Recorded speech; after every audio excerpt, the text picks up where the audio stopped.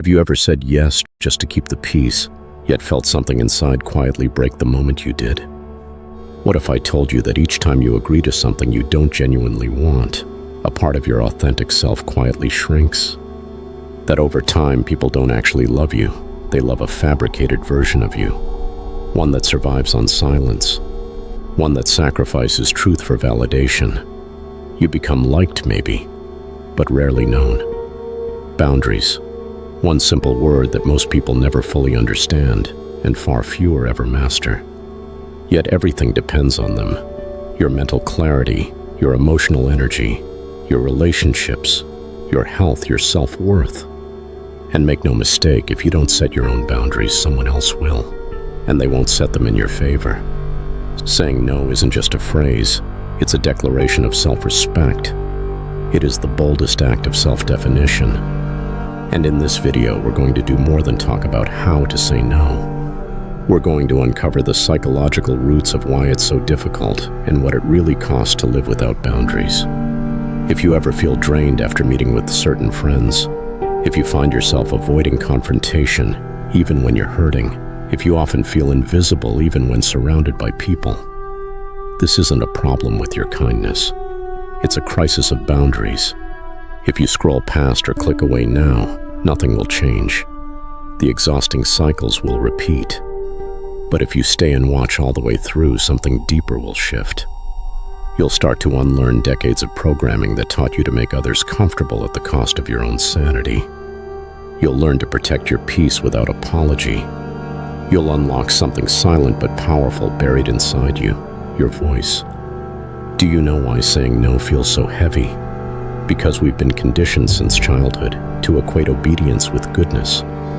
Most of us were raised in families or cultures where saying no was seen as disrespectful, selfish, or even dangerous. So we internalize this message. My worth depends on how easily I bend. Freud spoke about this internalized authority, this superego that governs our behavior based on what early figures taught us. Adler said we carry inferiority like a psychological injury, and we compensate by trying too hard to be agreeable. Carl Jung, though, painted the clearest picture. He explained that we each wear a persona, a carefully constructed mask that we show to the world. Behind it lives our shadow, all the parts of ourselves we've repressed, hidden, or devalued just to be accepted. Every time you say yes when you really want to say no, you feed that shadow. You tell it, not today, my truth can wait. This mask becomes exhausting, and eventually your life becomes full but almost completely void of you. Yes, people might like you, but they don't see you. And worse, you begin to lose sight of yourself. It's not a lack of time that leaves us burnt out. It's the absence of boundaries. Burnout is not the price of ambition. Usually it's the result of emotional self-abandonment.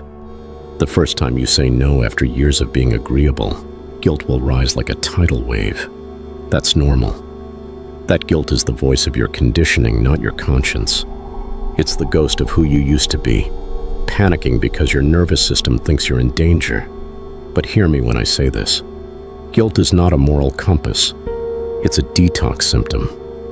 You are not bad for prioritizing your peace. You are not wrong for choosing your limits. You're just shedding a version of yourself that serves survival, not sovereignty. Your guilt does not mean you've lost your kindness. It means you've finally found your truth. Saying no might be uncomfortable, but constantly betraying yourself is unbearable. People often confuse boundaries with walls, or they think setting limits is unkind or mean. But boundaries are not about pushing people away. They are about holding yourself close.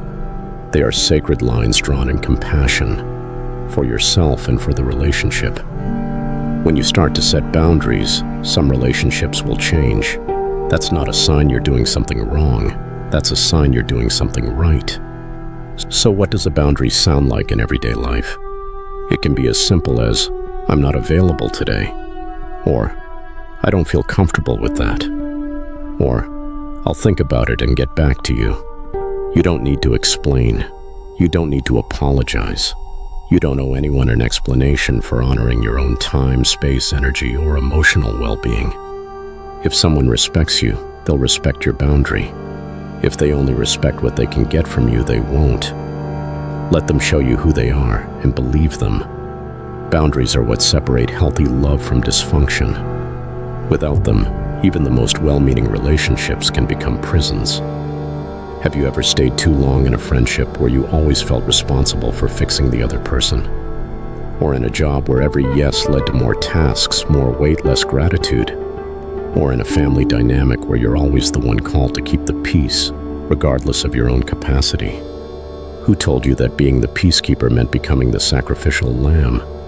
This is where it gets heavy. Unresolved boundaries don't just steal peace, they can actually make you sick.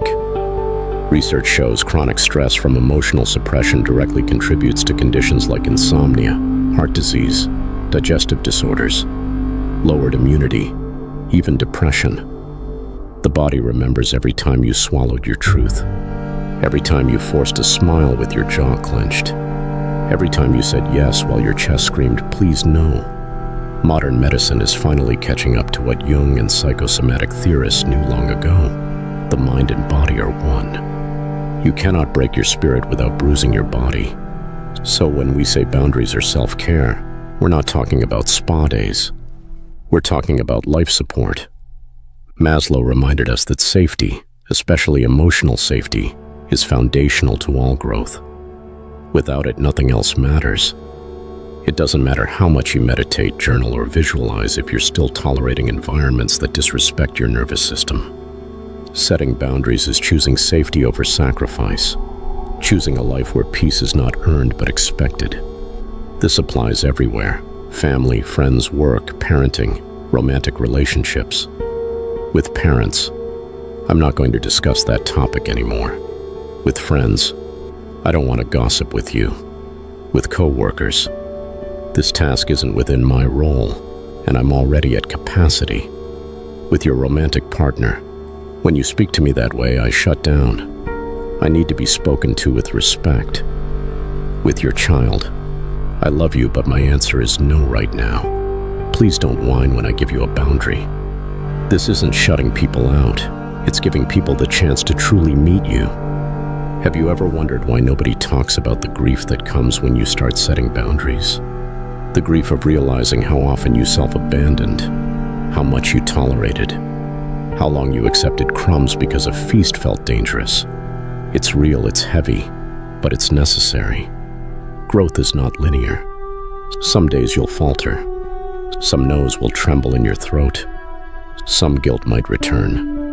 You'll wonder if it's easier to just go back to who you used to be. But I promise you, every firm no you speak is one step closer to a life where you don't have to shrink to belong. Viktor Frankl once said, "Those who have a why to live can bear almost anyhow." Let me ask you this: what is your why? Why do you keep overcommitting? Is it fear of conflict? Is it fear of being seen as too much or too cold? Is it because someone in your past convinced you that boundaries make you selfish? That individual need should be drowned in communal duty? Ask yourself this: what role in the performance of your life are you done playing? Because here's the truth. One day you'll realize you were never meant to keep everyone comfortable. You were meant to live honestly, freely, bravely. That doesn't mean you stop being kind. It means you become clear. And those who can only accept you in your silence were never really listening in the first place. So say no. Say it gently. Say it firmly. Say it with trembling hands until your hands stop trembling. Practice in the mirror. Practice with a therapist. Practice under your breath in the car if you have to. You're not just breaking a habit. You're undoing a lineage. You're telling your inner child that they are safe now, that they will no longer be abandoned just to be loved. And trust me, love that cannot tolerate a boundary is not love you want. If you've made it this far, I want to know who truly understood the message. Leave the phrase "I'm allowed to say no" in the comments, and let's see how many of you really grasp what it means to choose self-respect over self-abandonment. If this video made you question something, if it made you see things from a new angle, like and subscribe, because this is just the beginning. I'll see you in the next video. And remember, when you stop saying yes to what breaks you, You begin to rebuild the self they made you forget.